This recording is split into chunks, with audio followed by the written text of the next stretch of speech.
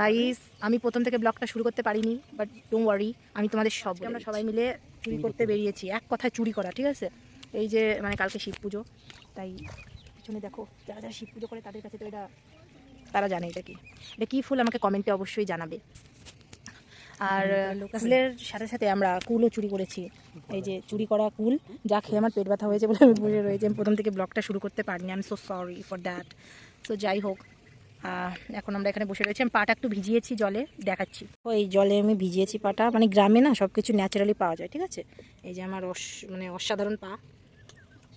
এখানে এই যে এই বিখ্যাত মানুষ এই যে কুল গিলছে, ইনিও কম যায় না, ঠিক আছে। এই ব্যক্তিও কম চুরি করেনি, তাই নাকি? একটু ভদ্র ভাষা দিলে ভালো হতো। এই যেন আমাদের ছোট নদী চলে আঁকে বাঁকে।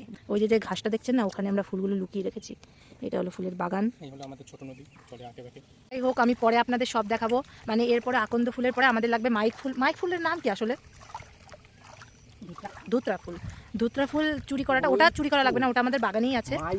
তো ওই ফুলটা যখন আমরা নেব তখনের ভিডিওটা আপনাদের আমি অবশ্যই দেখাবো। তার সাথে এটা বলছি, আমি কালকের ব্লগটা আর আজকের ব্লগটা আমি একবারে দেখাবো, মানে আলাদা করে আমি কিছু দেখাতে চাচ্ছি না। একবারে আমি শিব পুজোর যে ব্লগটা সেটা আমি তো আপনাদের দেখাবো। আমরা বাড়ির দিকে চলে যাচ্ছি। বাড়ির পথে যাওয়ার সময় না এই আম গাছটা বাঁধে এত ভালো লাগে। কি হচ্ছে কি? যাই হোক, অ্যাজ ইউ ক্যান সি, আমি অত কথায় আসছি না। তবে হ্যাঁ, যারা গ্রামে থাকে তারা জানে যে এই প্রকৃতিটা কতটা ভালো লাগে, ঠিক আছে। আমাদের চারপাশ দিয়ে এরকম ফুলের চাষ করেছে। এই দুই বলদ এখন নিজেদেরকে বিশাল বড় বাদ্যকার মনে করছে, কিন্তু আসলে যদি আমরা তাহলে শব্দ দূষণ ছাড়া এরা আর কিছুই করছে না।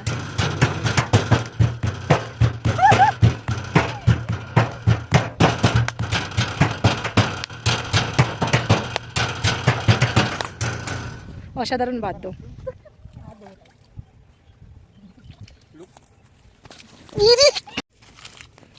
অসভ্য দুই লোক আসলোই না, আমি নিয়ে চলে যাচ্ছি এতগুলো ফুল।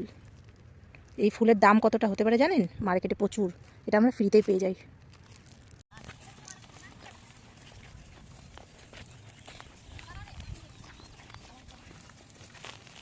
আমরা বিখ্যাত লোক যেহেতু, এই সজনের ফুল পাড়তেও চলে এসেছি।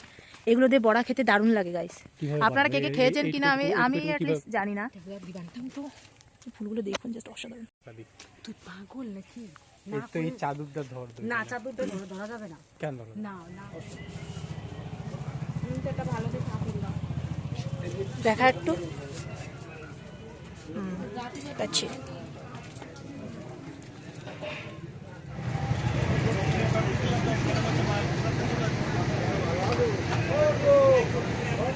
এই যে তোমরা দেখতে পাচ্ছ, আমি পরের দিন সব কিছু গুছিয়ে সব কিছু তৈরি করে পুজো করতে বসে গেছি। সবচেয়ে বড় কথা, ওই ফুলের মালা গাঁথতেই আমি ভুলে গেছি। হয়তো অনেকেই আছো যারা আকন্দ ফুলের সঠিক করে সুন্দর করে মালাটা কিভাবে গাঁথতে হয় তারা জানো না, তাদের জন্য একটু দেখিয়ে দিচ্ছি। আমি না ফুলটাকে ছাড়িয়ে তারপরে মালাটা সুন্দর করে গাঁথি, কারণ তাহলে দেখতে একটু ভালো লাগে। এই দেখো আমার গাঁথাও হয়ে গেছে। আর এখানে আমি সব কিছু জোগাড় করে ফেলেছি, সব কিছু গুছিয়ে ফেলেছি। তো এখন আমি জলটা ঢালবো। দেখতে পাচ্ছ, এটা আমার ছোটো একটা শিবলিঙ্গ, আর এই যে ভোলানাথের মূর্তি।